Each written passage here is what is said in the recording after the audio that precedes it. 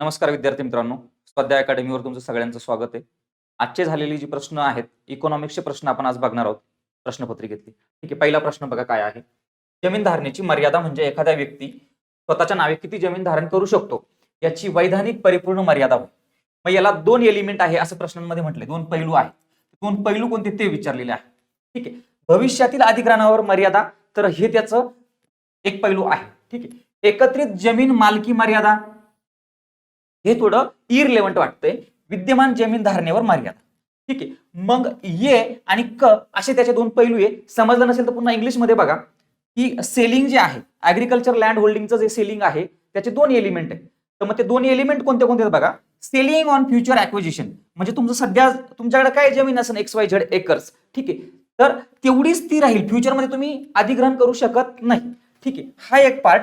आणि त्यानंतर selling on existing land holding, म्हणजे सध्याची जी आहे, ठीक आहे, सध्याची जी आहे तेच पुन्हा सेमच आहे. ते सध्याची जी आहे तिच्यावर तुम्ही ऍड ऑन करू शकत नाही, म्हणजे selling on existing land holding, A आणि सी असं त्याचं आन्सर आहे. 4 नंबरचं आन्सर आहे. पुढचा प्रश्न आपण बघूया. पुढचा प्रश्न ह्युमन डेव्हलपमेंट या टॉपिकवर आहे. बघा, विधाने विचारात घ्या. लिंगाधारित मानव विकास निर्देशांक हा आरोग्य, शिक्षण, सबलीकरण, श्रम बाजार यांचा संयुक्त निर्देशांक आहे. बघा, लिंगाधारित मानव विकास निर्देशांक म्हणजे जेंडर डेव्हलपमेंट इंडेक्स. मला एक सांगा, जेंडर डेव्हलपमेंट इंडेक्स मध्ये सबलीकरण आणि श्रम बाजार आहे का? ह्युमन डेव्हलपमेंट इंडेक्सचे जे पॉइंट्स आहेत म्हणजे काय, हेल्थ आहे, त्यामध्ये एज्युकेशन आहे, आरोग्य आहे आणि स्टँडर्ड ऑफ लिव्हिंग आहे. हे तीनच फक्त पॅरामीटर्स आहेत. म्हणून स्टेटमेंट ये जे आहे ते चुकीचं आहे. बरोबर. Gender development index is a composite index of health, education, empowerment and labour market. Empowerment and labour market येणार नाही. ठीक आहे, health, education and standard of living आलं असतं. बरोबर आहे. मग पहिलं जे आहे ते चुकीचं आहे. पहिलं चुकीचं आहे. ठीक आहे, चुकीचं आहे. वरील 4 घटकांचा विचार केल्यास स्त्री पुरुषातील असमानतेमुळे मानव विकासावर प्रतिकूल परिणाम होतो. मानव विकासावर प्रतिकूल परिणाम होतो का? तर त्याचं उत्तर बरोबर आहे. ठीक आहे, पण इंग्लिश ट्रान्सलेशन बघा, त्याचं इंग्लिश ट्रान्सलेशन वेगळे. इथं फक्त मानव विकास म्हटलेलं आहे आणि खाली ह्युमन डेव्हलपमेंट इंडेक्स दिलेली आहे. बघा, when the above 4 factors are considered together, inequality in woman and men has adverse impact on human development index. ठीक आहे, मग ह्युमन डेव्हलपमेंट इंडेक्स मध्ये आपण इनइक्वॅलिटी कन्सिडर करतो का? नाही करत. बरोबर आहे, इनइक्वॅलिटी आपण ह्युमन डेव्हलपमेंट इंडेक्स मध्ये कन्सिडर करत नाही. मग आता यांना इथं ह्युमन डेव्हलपमेंट इंडेक्स म्हणायचंय का ह्युमन डेव्हलपमेंट इंडेक्सला त्यांना ह्युमन डेव्हलपमेंट म्हणायचंय? जर फक्त इथं ह्युमन डेव्हलपमेंट म्हणायचं असेल तर बी करेक्ट आहे. ठीक आहे, पण टेक्निकली ह्युमन डेव्हलपमेंट इंडेक्स म्हणायचं असेल तर बी सुद्धा इनकरेक्ट आहे. मग दोन्ही स्टेटमेंट इनकरेक्ट येऊ शकतात, म्हणजे 2 किंवा 4 हे त्याचं आन्सर येऊ शकतं. ठीक आहे, पुढचा प्रश्न बघा. पुढचा प्रश्न काय आहे? पुढचा प्रश्न इझी आहे. तुम्ही एकदा जरी वाचलेला असेल तरी तुम्हाला ते सोडवता येईल. 26 जून 1975 रोजी जाहीर केलेला 20 कलमी कार्यक्रम जो होता त्याचे मुख्य मुद्दे विचारले. मुख्य हेतू काय होता? पहिलं काय, राहणीमानाच्या दर्जामध्ये सुधारणा करणे, हे बरोबर आहे. त्यानंतर दारिद्र्य रेषेखालील लोकांना सहाय्य करणे, ते देखील बरोबर आहे. दोन्ही जे अ आणि बी दोन्ही पण इथे बरोबर आहे. ठीक आहे, पुढचं बघूया आपण. इझी प्रश्न होता, एक्सप्लेन करण्यासारखं काही नाहीये. त्यानंतर अन्न सुरक्षा विधेयक 2013 त्याचे प्रोव्हिजन विचारलेत. काय काय दिलेलं आहे? हे विधेयक शहरी भागातील 50% लोकसंख्या कव्हर करते, बरोबर आहे. ग्रामीण भागातील 75% लोकसंख्या कव्हर करते, बरोबर आहे. मग अ बरोबर आहे. ठीक आहे, मग लाभार्थ्यांना दरमाप प्रति किलो रुपये 3 प्रमाणे तांदूळ भेटतात, 1 प्रमाणे भरड धान्य भेटतं आणि 2 प्रमाणे गहू भेटतात, हे देखील करेक्ट आहे. मग दोन्ही स्टेटमेंट जे आहे ते करेक्ट आहे. उत्तर काय येईल त्याचं? 1. अ आणि ब दोन्ही बरोबर असं त्याचं उत्तर येईल. ठीक आहे. शाश्वत विकास ही संकल्पना टिंबटिंबमध्ये सादर केलेल्या जागतिक संवर्धन धोरणात प्रथम प्रचलित झाली. तर वर्ल्ड कॉन्झर्वेशन स्ट्रॅटेजी जी आहे, वर्ल्ड कॉन्झर्वेशन स्ट्रॅटेजी, तर वर्ल्ड कॉन्झर्वेशन स्ट्रॅटेजी हे एक डॉक्युमेंट होतं. तर ते डॉक्युमेंट कधी पब्लिश केलेलं आहे? 1980 ला. बरोबर. मग ही जी कन्सेप्ट आहे तिचं ओरिजिन कुठे आहे? तर 1980च्या वर्ल्ड कॉन्झर्वेशन स्ट्रॅटेजी मध्ये आहे. डिफाईन कधी केली? डिफाईन 87 ला केली, आपल्याला माहिती आहे नंतर. ठीक आहे, तर इथं डेफिनेशन नाही विचारली आपल्याला. सर्वप्रथम कुठे यूज झालं? तर वर्ल्ड कॉन्झर्वेशन स्ट्रॅटेजी मध्ये 1980 ला. मग आन्सर काय आहे? 1 हे त्याचा आन्सर आहे. पुढे बघा, 2020 मध्ये जाहीर करण्यात आलेल्या शाश्वत विकास लक्ष्य निर्देशांकात भारत कोणत्या स्थानावर आहे?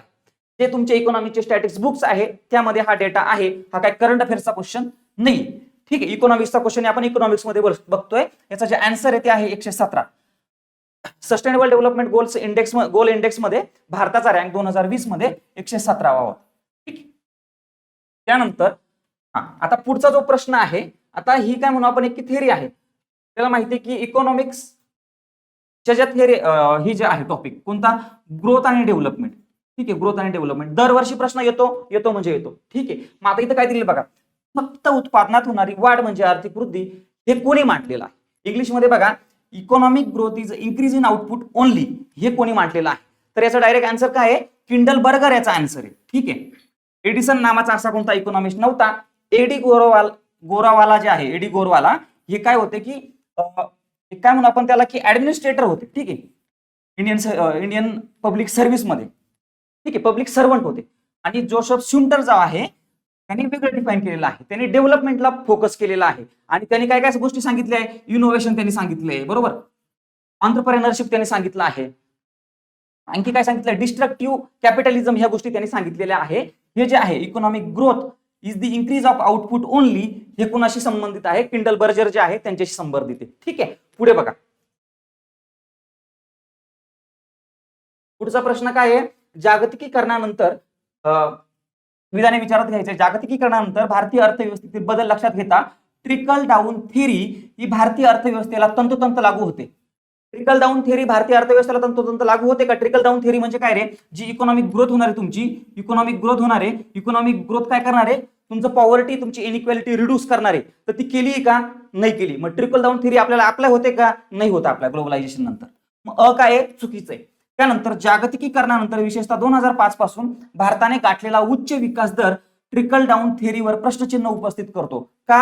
आपण उच्च दर गाठलेला आहे. जसं ट्रिकल डाऊन म्हटले की उच्च दर जर झाला तुमचा, तर इनइक्वॅलिटी असेल, पॉवर्टी असेल, अनएम्प्लॉयमेंट असेल, हे तुमचे प्रॉब्लेम सॉल्व्ह होतील. पण प्रॉब्लेम सॉल्व्ह झाले का? हाय इकॉनॉमिक ग्रोथमुळे प्रॉब्लेम सॉल्व्ह झालेले नाहीये. ठीक आहे, मग भारताने गाठलेला उच्च विकास दर, आपण उच्च विकास दर गाठलेला आहे, तरी पण ट्रिकल डाऊन थिअरी अप्लाय होते का? इम्प्लिमेंट होते का? वर्क करते का? नाही वर्क करते. म्हणून ट्रिकल डाऊन थिअरीवर प्रश्नचिन्ह उपस्थित होते.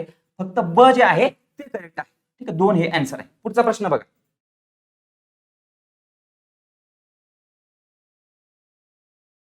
आता एक स्टेटमेंट दिलेलं आहे आणि ते स्टेटमेंट कोणाचं हे आपल्याला विचारलेलं आहे.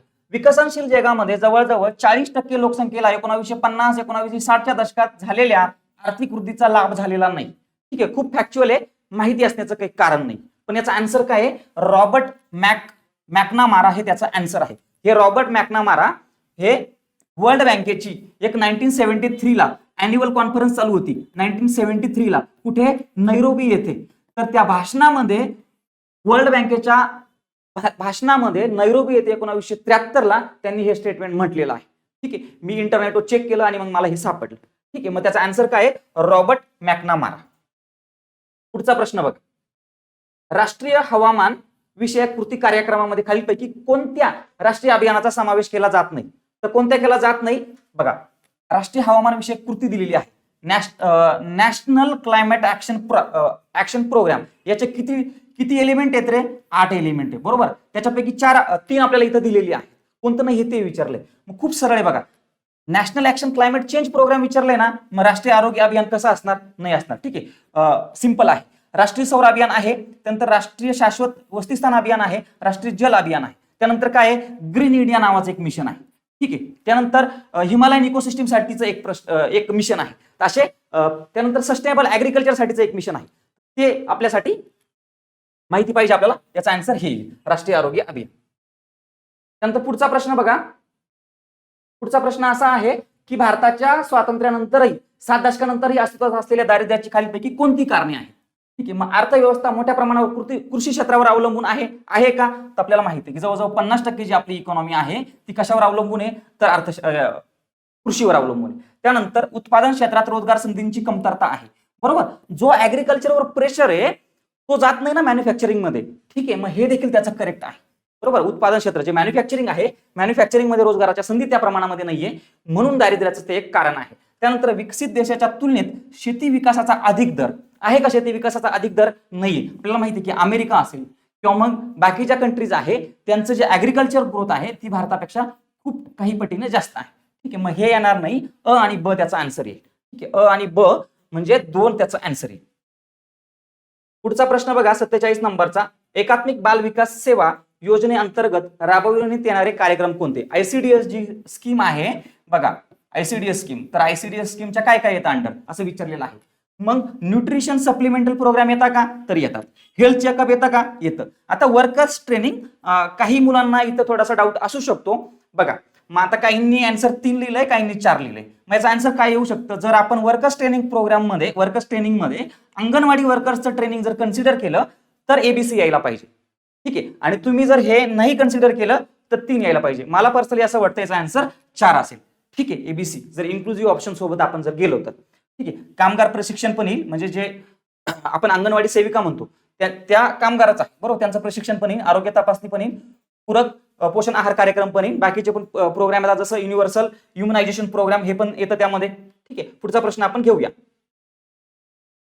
ठीक आहे, आता 2011च्या जनगणनेनुसार सन 2011 मध्ये देशातील एकूण शहरी लोकसंख्येपैकी 13% लोकसंख्या खालीलपैकी कोणत्या शहरांमध्ये 13% लोकसंख्या राहते असे विचारलेलं आहे.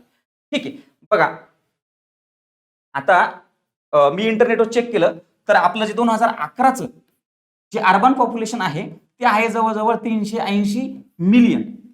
ठीक आहे, 380 मिलियन. आणि मी कॅल्क्युलेट केलं की मुंबई, त्यानंतर कलकत्ता आणि दिल्ली या तिघांचं मिळून किती आहे? तर तिघांचं मिळून आसपास 45च्या अराउंड आहे. ठीक आहे, आणि मग याचं जर आपण हे 45 आणि ते 380 जे आहे ते जर कम्पेअर केलं तर त्याचं किती होतं? मग 13% लोकसंख्या होती. ठीक आहे, 13% लोकसंख्या. तर अ क ड जे आहे ते त्याचं आन्सर असलं पाहिजे. आणि इंटरनेटवर पण मला हा डेटा जो आहे तो सापडला. आयोग काय आन्सर देते आपण बघूया. माझ्या दृष्टीने अ क ड 2 नंबरचा जे ऑप्शन आहे ते असलं पाहिजे. पुढचा प्रश्न आपण घेऊया. सोपा आहे, सगळ्यांनाच माहिती असतो की 2011ची जनगणनेनुसार भारताची एकूण लोकसंख्या जागतिक किती आहे? तर किती? ती 17.5. बरोबर. पुढचा प्रश्न आपण घेऊया. आता बघा इथं हे थोडंसं डाऊटफुल आहे. कसं की 2000 ची जी आपली पॉप्युलेशन पॉलिसी आहे, नॅशनल पॉप्युलेशन पॉलिसी 2000 बरोबर, तिच्यानुसार विचारलेलं आहे. तर जास्तीत जास्त 2 अपत्य सुमारे 2050 सालापर्यंत देशाची लोकसंख्या स्थिरता आणणे. 2050 पर्यंत आहे का रे? नाही. तर 2045 पर्यंत आपल्याला लोकसंख्या जी आहे ते स्टेबल करायची. बरोबर.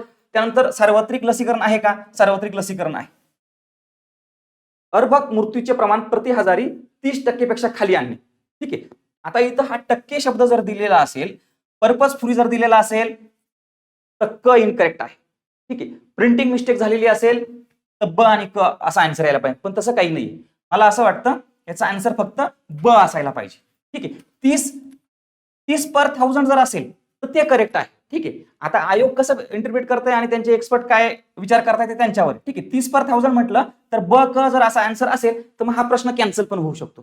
ठीक आहे, पण आता सध्या याचा आन्सर ब असलं पाहिजे. ठीक, फक्त ब. 30% येणार नाही, 30 पर 1000 येईल. बरोबर ना, पर हजारी. ठीक आहे, तर इकॉनॉमिक्सचे आपले एवढे प्रश्न होते. जे इकॉनॉमिक्सचे आन्सर आहे मी तुम्हाला सांगितले, तुम्ही चेक करून बघा. आणि जर कोणता तुम्हाला डाऊट वाटत असेल तर कमेंटमध्ये आम्हाला सांगा. ठीक आहे, थांबतो. थँक्यू.